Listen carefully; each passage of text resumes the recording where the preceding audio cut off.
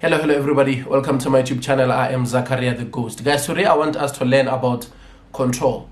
I know some of you guys, you want to learn about, driving cars, but you cannot drive cars without knowing, how to deal with controls. Some of you guys, you hear about the brake pedal, you hear about, handbrake, you hear about, accelerator or the indicators, but you don't know where are they located and what is their main job.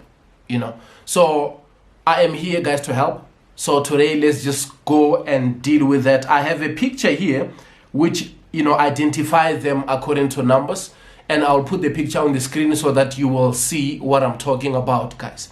We will start with number 1. It's called a rear view mirror. It's the mirror which is inside the car, whereby you can just see what is going on behind you, because it is very much important, the rear view mirror, because if you are driving, you can look at that mirror and see if the car is following you, because sometimes we know in South Africa there is a lot of hijacking, so people, they forget to check that rear view mirror time after time, because it helps you if maybe you just come from work and there is a car whereby when you turn to a certain direction, they are turning. When you turn, they turn with you. You understand that there is something wrong or something suspicious about that car. Then you can start doing something different. Maybe go to the filling station or go somewhere where you can park in public, whereby they cannot just easily hijack you. So the rear view mirror, it helps a lot, because you can tell even if maybe the car is just recklessly driving behind you, so that you can just try to switch off the lane and give the person the space so that they can pass. Because some other people, they are just driving recklessly. They don't even care about other drivers. Then number 2 is the wipers. And we are using the wipers mostly when, it's raining, or maybe it's misty or it's foggy and you cannot see, your windscreen well. So then the wipers, they are there to wipe, to make sure that, the windscreen will always be clean. You can see everything in front of you. Because imagine if you're just driving and you cannot see anything and your windscreen just look untidy, it becomes a problem. So it helps to wipe and clean your windscreen so that you can have a clear vision of where you are going, so that you can avoid driving on the other, lane, or maybe driving on top of the line. So it helps a lot. You must always make sure that your wipers are working. Then the third one, we have the side mirror. The side mirror, it also helps a lot, especially when you are observing, because of most people, they just want to switch a lane from this lane to the other lane without using the side mirror. And that's where the problem is, because the side mirror, it helps you to see if there is the other car which is behind you to the lane that you wanted to go.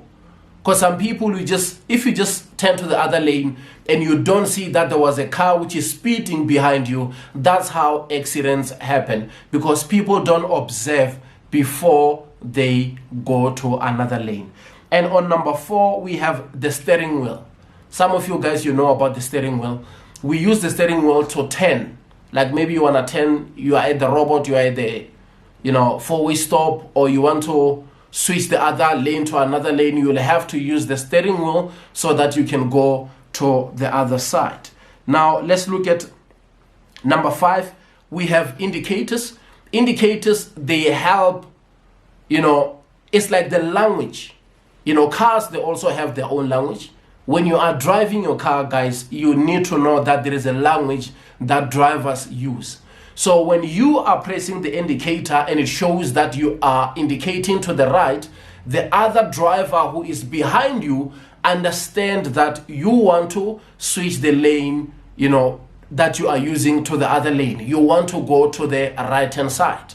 So the other driver can understand that they don't have to go to the right-hand side if they were also thinking to go to the right-hand side at the same time as you, or maybe they can stick onto the same lane because of they understand what you are intending to do. You want to switch the lane and go to the other lane, and it helps a lot, the indicator. And if you're going to the left, then if I am driving behind you, I will understand that, okay, she is turning or he is turning to the left-hand side, so I can proceed with my journey because of now you already told me what you want to do.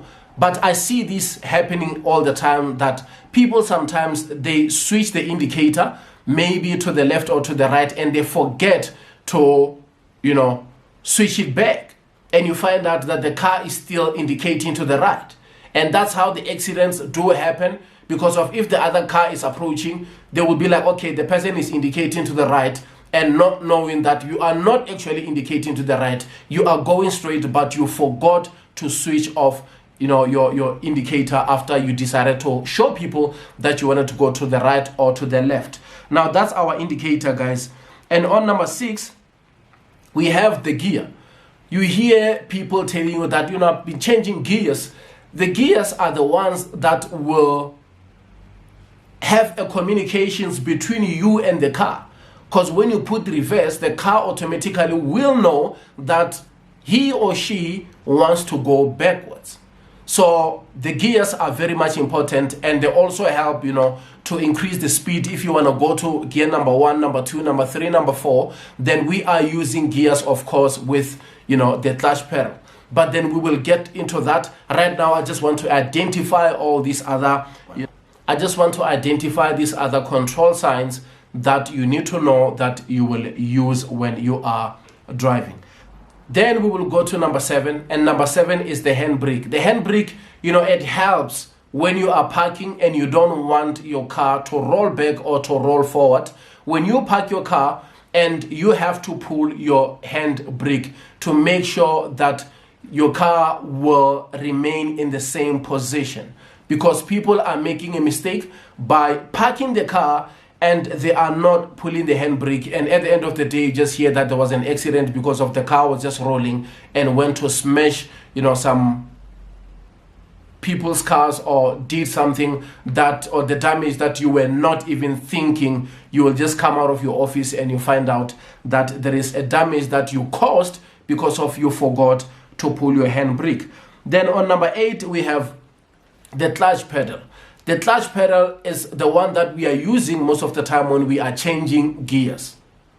When we are changing gears, we are using a clutch a lot so that we can have a full, access to other gears, and without pressing the clutch pedal, especially if the car is manual, because automatic cars that don't have the clutch, then you cannot be able to change gears, go to reverse, or the other, numbers that you want to use. Now on number 9, we have the brake pedal. We are using the brake so that we can slow down the speed of the car. Most of the time when you are driving and you find out that, there is something which is just right up in front of you and you want to reduce the speed, you can just gently press the brake pedal.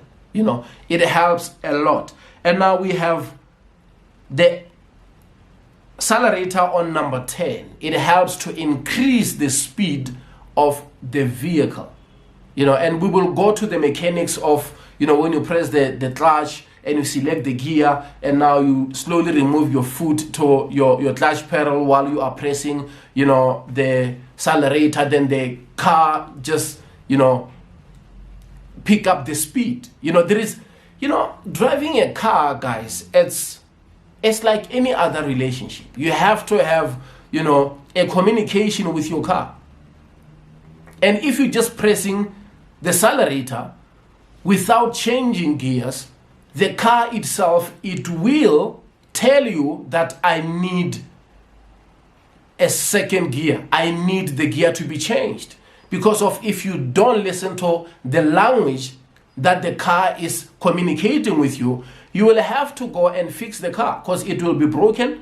You will have to go and take the car to the mechanic, whereby you will hear about names like, the computer box that you didn't even know, like what I didn't know the car has the computer. You will hear about, the carburetor, you will hear about, the brake pads, and you like all these type of names, they are going to come up because of you have to service your car. The same way like relationships. You don't listen, you don't communicate, you don't take time to understand what is going on, you are going to have problems. So driving, it's art, guys. You know, most people, they just make it easy. Oh, you just jump into a car and you drive, and at the end of the day you see the person, you know, holding their head, and it's just bad. It happens. Accidents are accidents. They happen all the time, because some people, they are forgetting that they are not only driving their cars, they are driving other people's cars. Because if you're driving recklessly, I don't know what you're dealing with in your car. I don't read your mind. All I can see is that you are indicating that you are going to turn to the right, and if you're indicating that you're turning to the right and you're going to the left, it's a problem. And that's how accidents are happening all the time. So this is important. That's why I just take my time and I'm trying my best to educate whoever who want to find clarity about these other things, and I'll be uploading a lot of videos.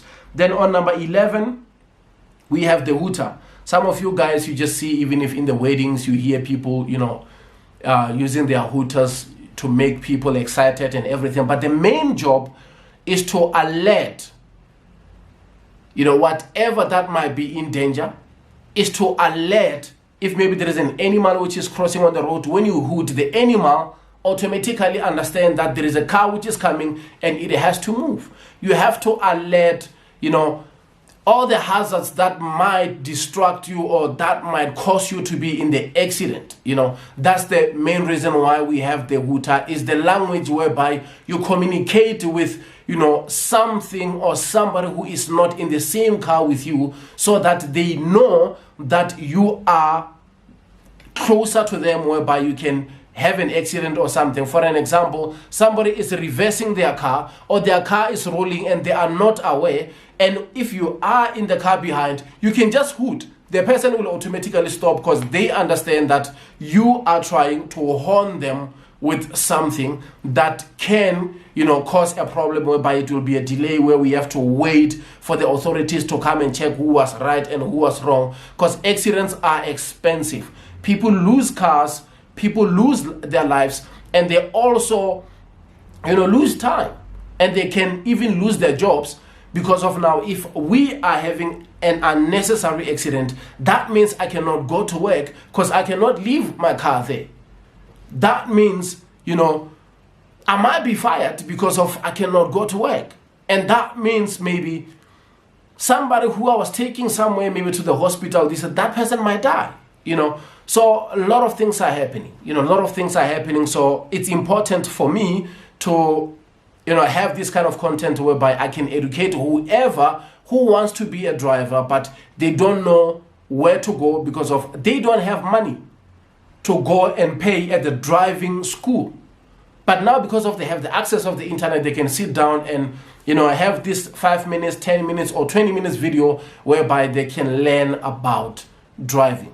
Guys, I appreciate you guys showing me love and support, because I was busy working on the other channel that I call Zakaria the Ghost, whereby I'm reviewing films, and now I have about 1,500 subscribers there. So I will come back to this channel, and I want to say thank you to my 4 subscribers. They are loyal. You know, it's been weeks without posting anything here, and, you know, they didn't unsubscribe, and I hope maybe this channel will also grow. Thank you.